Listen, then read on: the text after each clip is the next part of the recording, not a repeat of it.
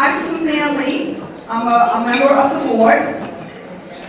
And thank you so much for being here with us today as we talk about building a pipeline for women of color leadership in the state of Massachusetts. And I'm honored to be one of your MC for the last session of our conference today. Hi, and I'm Cheryl Clyburn Crawford. I'm the co-executive director of Mass Vote and also a pipeline board member. And Suzanne and I are delighted to serve as your MCs this afternoon during our luncheon program.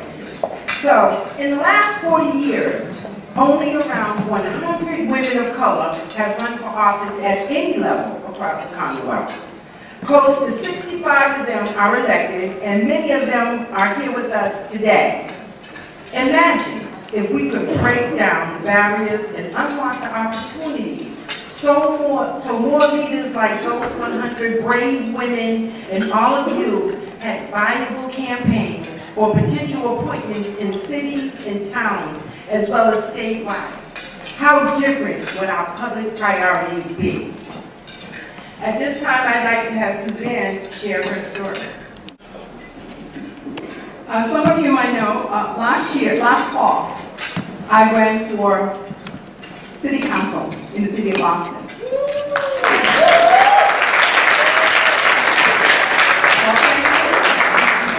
And that was after 35 years, almost 40 years of being a community activist and an educator, a successful principal in the Boston Public School.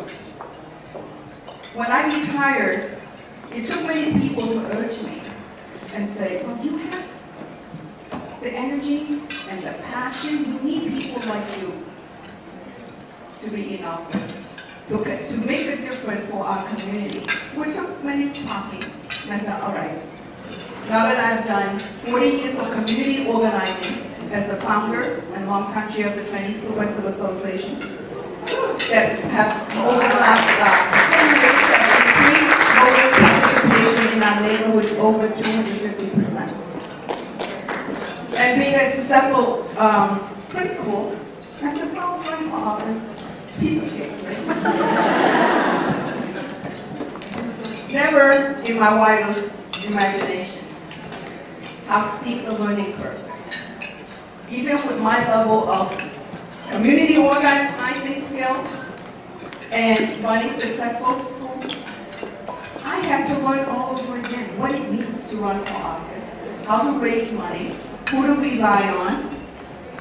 And I said, who is going to be there for me? It's not something that I have entered before. So over the course of the year, I met some wonderful women and joint programs like Emerge and the Pipeline, and I met countless people in our community and in the city who really came out to support me. I said, well, maybe this is doable.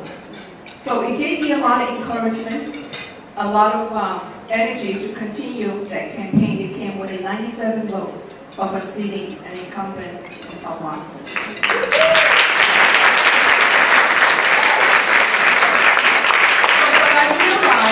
What I realized in that, doing that we need a lot of resources from our communities to help women like myself and young women starting out to get there. If we want them to be successful, we need to do our part to support them. You all heard about the research fellow project. That's only one piece of our work.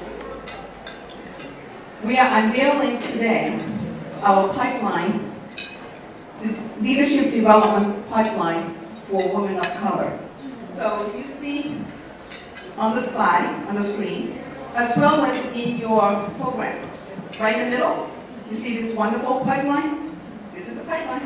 From 1 to 8. So different stages engaging women to become leaders.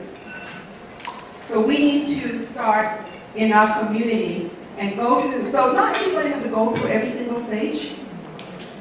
So we started with the membership, all our membership organizations in the pipeline board and got all that information and laid it out who is doing what in our community. So you're going to find this on our website. And this is only the beginning. This is a work in progress. So we're going to continue to research and look for other organizations. So you guys need to let us know. Who do you know throughout Massachusetts is doing some of this work so that we can continue to plug it in from stage 1 to stage 8. That if we continue to build that the resources and the networking so that we can collectively help elect women in office. So this is only the beginning. Now Cheryl is going to take us through some of the action steps. All of you to join us and to take action on 3 things. The first thing is identify the resources you bring to the leadership development pipeline for women of color. Whether your organization gets young women of color involved in community issues, or if you bring women of color from your community to meet their elected officials, we want to include you in the resource network to ensure we have a comprehensive view of the resources available statewide. We are available to meet you and determine how what you do corresponds to the different stages. Second thing we'd like for you to do is identify women of color leaders and encourage them to enter the public leadership pipeline. There are many amazing leaders, you already know them, in your community who could absolutely make extraordinary elected and appointed officials. Have you asked whether any of them ever thought about running for office? I'm sure the immediate reaction would be no. But it is up to us to show them that there are resources such as this one and the ones listed in the pipeline that can help you explore a career in public leadership. We will be delighted to know who those emerging leaders are. And the third thing we ask you to do is to finally join the pipeline in our continued conversation about the unique contributions women of color make to policy and budget decisions. We need to raise awareness about the dramatic underrepresentation of women of color in public leadership unless our democratic system of government is led by people who reflect the true diversity of our community. We won't have the type of policies and budget decisions that will benefit our families and communities. The pipeline is available also to go on the road and meet with you and other leaders about resources, strategies, and opportunities. Will you join us in our efforts to build a pipeline of women of color leadership across Massachusetts? Yes. All right. We are confident that with your support, we will create the supportive community for women of color leaders that will help more of us move up the pipeline of public leadership.